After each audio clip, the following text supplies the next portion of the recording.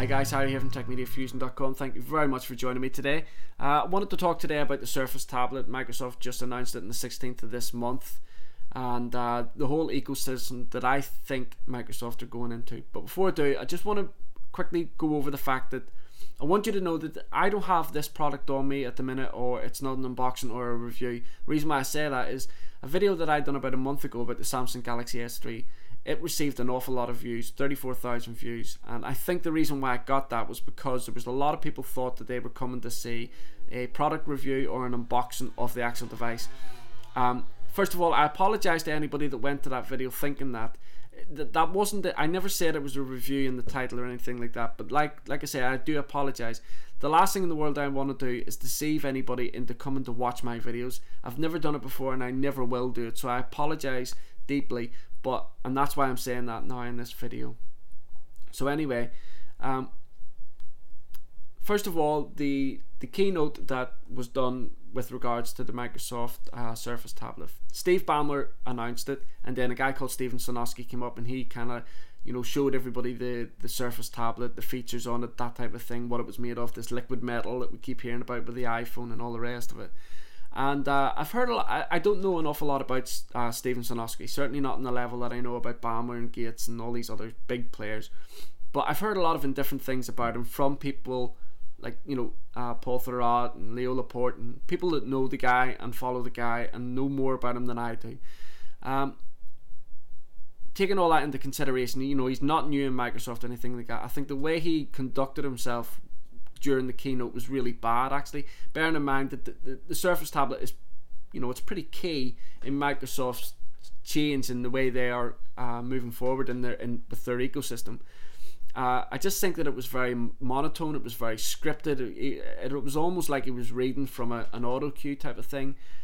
It wasn't very fluid, and I just didn't think it looked very professional. It looked like something I would do on YouTube here, which isn't great, bearing in mind the magnitude this device could hold for Microsoft. So that being said, take that out of the side, I think the actual hardware of the device looks really great. I think the ideas that they have for it are brilliant, especially with the Windows 8 operating system put onto it as well. But I wonder, do you feel the same way, that Microsoft are heading too far down the same route that Apple are? Now, I'm not a business guru, but I think that if you have got your eye on certain competitors in the same business world that you are in, there's nothing wrong in looking at what they're doing well and going, you know what, I'll plucking little bits out of what you see your competitors doing well, you trying to put your own spin on it and run with it and make it your own. I don't see a problem with that.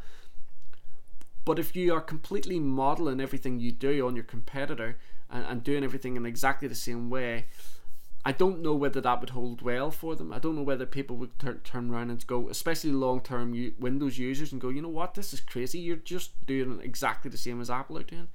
I mean, what do you guys think about that? The reason why I say that is they've now come out with the Surface tablet. If you noticed, it's got the little Windows logo down the bottom of it, which looks great.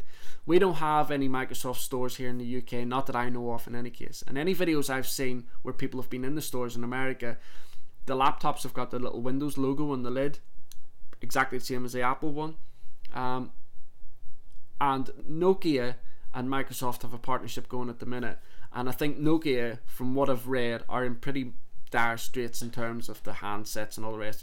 There's a possibility that Microsoft could completely consume Nokia, could completely buy it out, and then they have everything at their disposal to release a completely closed down handset that they own the hardware and the software to. A phone with the Windows logo on the back of it running Windows 8. It's their phone, nobody else makes it for them, it's theirs. So they'd have that and the tablet, and then I wonder it's only a matter of time before they do the same with the laptop and the desktop, and then they close down the operating system like Apple have done. If you want to buy OS 10, you've got to go and buy a MacBook Air or a MacBook Pro or an iMac. You've got to go and buy a hardware device to get the software. You can't do it any other way unless you're very clever and you get a Hackintosh.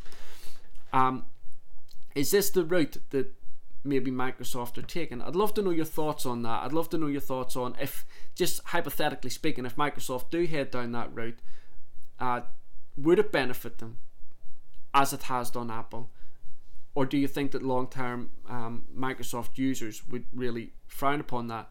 And then what about all the other companies, the likes of Dell and Acer and all these other companies that rely on Windows, the Windows operating system for business and stuff like that? What would they do? Would they then all have to start getting open source Linux distributions on their desktops? And then, you know, could that in itself maybe shoot Microsoft in the foot, and then more and more people then start going into Linux distributions?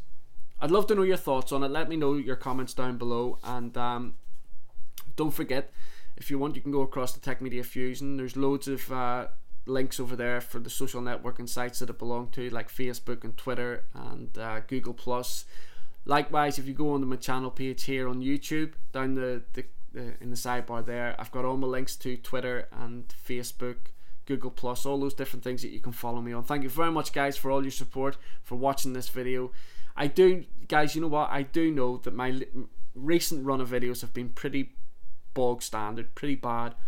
I think where I'm going wrong with my videos here on YouTube is the fact that I'm talking about stuff that interests me, instead of actually talking about stuff that is mainstream and that is going to interest everybody else. And I need to get out of that mindset, and I plan on doing so. So please bear with me, guys.